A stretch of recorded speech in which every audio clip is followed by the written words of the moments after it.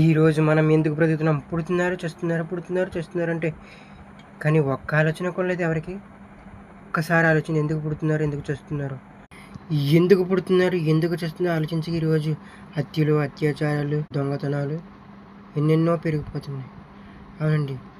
మనం పుట్టి బ్రతికేది దేవుని కోసమండి.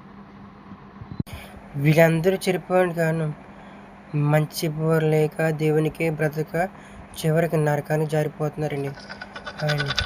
మంచిని చెప్పాలి. ఒకవేళ మంచిని చెప్పినా వినేవారే లేరు.